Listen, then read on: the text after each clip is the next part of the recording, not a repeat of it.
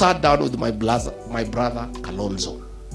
Kalonzo will stand with the people of Kenya to the end. Now, Kenya's political landscape is shifting once again. A quiet but significant realignment is unfolding ahead of the 2027 elections, one that could redefine alliances, voter blocks, and leadership hierarchies. A dream that Kalonzo Musyoka will join Kenya Kwanza. Today they say it. I think that the bloggers... At the center of this shift stands Dr. Fred Matiang'i, the former Interior Cabinet Secretary renowned for his tough, results-driven style.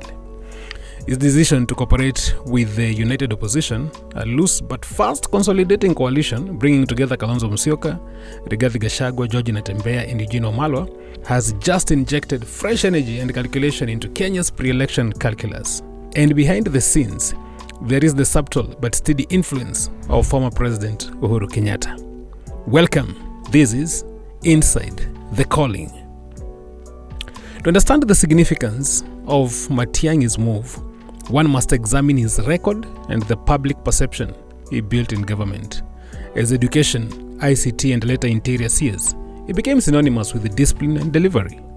He confronted exam fraud head-on, modernized digital infrastructure, and managed the country's complex internal security docket with unusual firmness. In a political culture often dominated by personality contests, Matiang'i projected something different: competence, control, and accountability.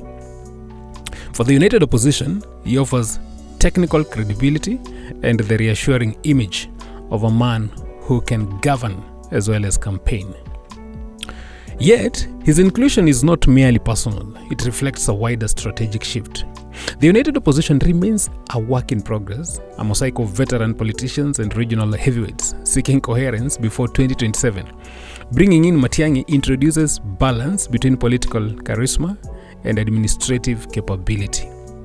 Within this emerging formation, he serves as a bridge, the technocrat among politicians, uniting different wings around the language of results. This integration is being traced to the continuing, if discreet, influence of Uhuru Kenyatta, who still commands respect within Jubilee's residual networks. Though no longer president, Uhuru retains a latent political infrastructure.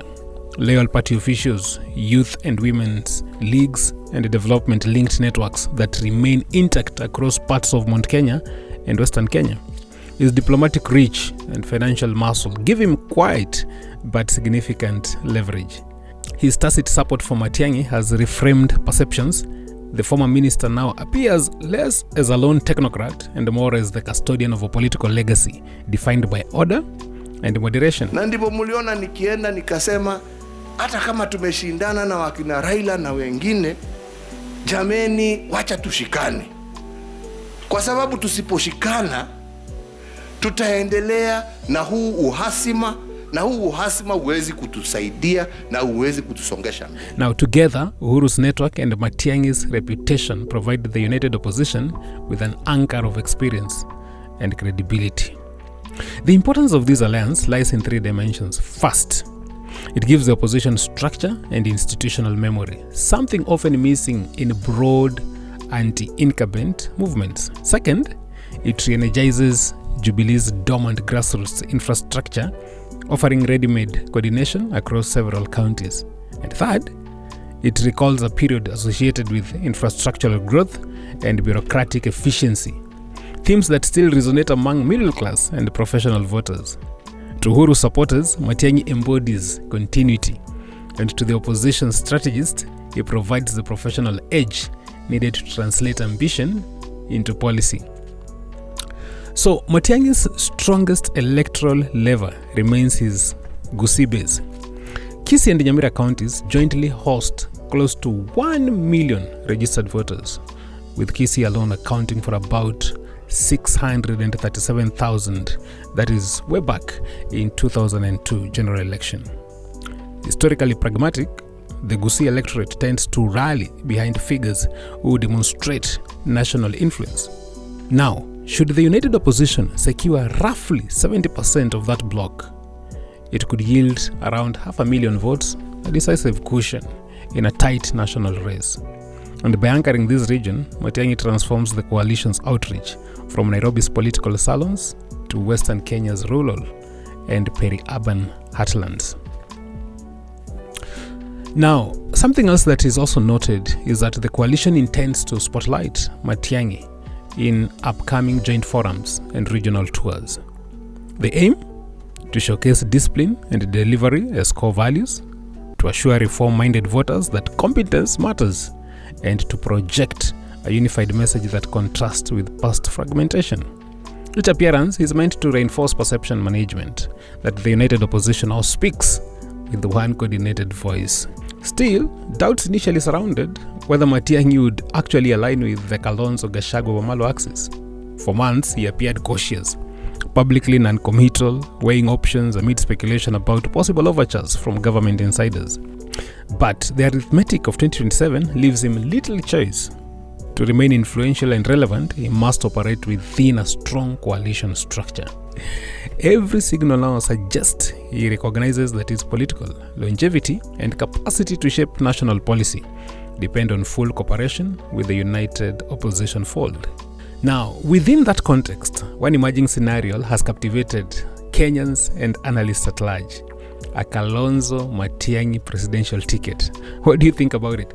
It remains speculative, yet politically logical. Kalonzo Musyoka, long seen as an experienced negotiator with deep roots in eastern Kenya, brings seasoned political networks and a reputation for steadiness. Dr. Fred Matiang'i, by contrast, contributes administrative rigor, a reformist image, and access to Western and Kisii constituencies. Now together they would combine regional breadth with contrasting but complementary strengths: the career politician and the proven administrator.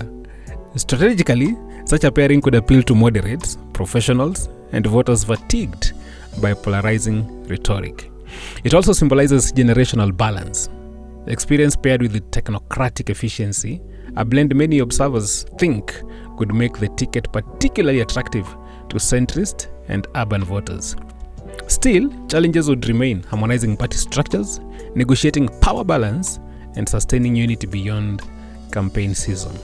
And therefore, as the march towards 2027 continues, one fact stands out: Fred Matiang'i's participation has changed the conversation from identity politics to capability politics.